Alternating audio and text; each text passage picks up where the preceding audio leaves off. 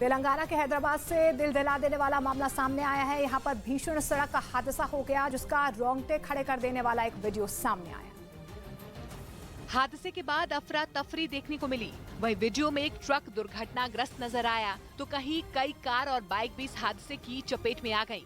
हर तरफ बस चीख पुकार की आवाजें आने लगी।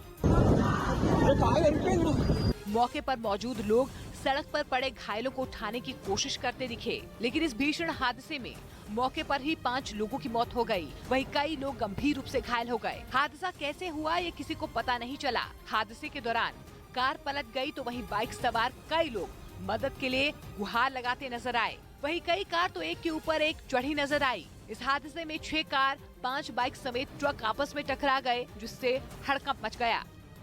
इस बीच तुर्की ने अब अपने पड़ोस में मौजूद टापू देश साइप्रस को आंखें दिखानी शुरू कर दी। तुर्की ने आरोप लगाया कि साइप्रस इलाके में टेंशन बढ़ा रहा है। पिछले हफ्ते ही इटली और फ्रांस की एनर्जी कंपनियों को साइप्रस के पास नेचुरल गैस का नया भंडार मिला था। उसी पर तुर्की ने साइप्रस को धमकी दे दी और कहा कि साइप्रस एक तरफा तौर पर समंदर से गैस नहीं निकाल सकता। बात असल में यह है कि साइप्रस 2 हिस्सों में बटा हुआ है। उसके उत्तरी हिस्से पर तुर्की का कब्जा है, जिसे सिर्फ तुर्की ही अलग देश कहता है। वहीं टापू के दक्षिणी हिस्से में ग्रीक मूल के लोगों का दबदबा है, जिन्हें ग्रीस का समर्थन हासिल है।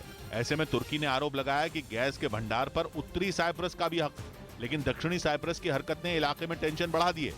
उधर दिल्ली के जामा मस्जिद इलाके में मकान की छत गिरने से 2 लोगों की मौत हो गई, जिसमें एक महिला और एक 3 साल का बच्चा शामिल है, जबकि 4 लोग बुरी तरह घायल हो गए, जिन्हें अस्पताल में भर्ती कराया गया। फिर एकदम छत गिरी, फिर बच्चे थे सब दब गए उसके नीचे। जिस मकान की छत गिरी वो काफी पुराना है और लंबे समय से उसकी मरम्मत नहीं हुई। हादसे के बाद वहां जुटे लोगों ने रेस्क्यू में दमकल विभाग की मदद की। उत्तर प्रदेश के गाजियाबाद में पुलिस ने एनकाउंटर में 2 बदमाशों को गिरफ्तार कर लिया। पूछताछ में पता चला कि दोनों बदमाश गाजियाबाद में लूट की कई वारदातों को अंजाम दे चुके हैं और उसी लूट का सामान बेचने के लिए निकले थे। इस दौरान ट्रॉनिक सिटी इलाके में पुलिस चेकिंग कर रही थी, जिसे देखकर दोनों भागने लगे और पुलिस पर फायरिंग की। जवाबी कार्रवाई करते हुए पुलिस ने दोनों बदमाशों को धर दबोचा, जिसमें एक बदमाश के पैर में गोली लगी है। उन्होंने काफ़ी तेज़ी से मोटरसाइकिल मुड़ा करके भागने का प्रयास किया। पुलिस टीम द्वारा ललकारने पर पुलिस टीम को लक्ष्य करके जानलेवा फायरिंग कर दी। पुलिस टीम ने अपने आप को बचाते हुए आत्मरक्षा फायरिंग किया, जिसमें एक बदमाश घायल हुआ। पूछताछ में पता चला है कि दोनों बदमाश इलाके में कई लूट और चोरी की वारदातों को अंजाम दे चुके हैं और उन पर करीब 1 दर्जन से ज्यादा मुकदमे दर्ज हैं। इधर यूपी में निकाय चुनावों पर इलाहाबाद हाई कोर्ट ने एक बड़ा फैसला देते हुए ओबीसी आरक्षण को रद्द कर दिया। कोर्ट के आदेश के मुताबिक सरकार अगर निकाय चुनाव कराना चाहे तो आरक्षित सीटों को सामान्य सीटें मानकर चुनाव कराए जा सकते हैं।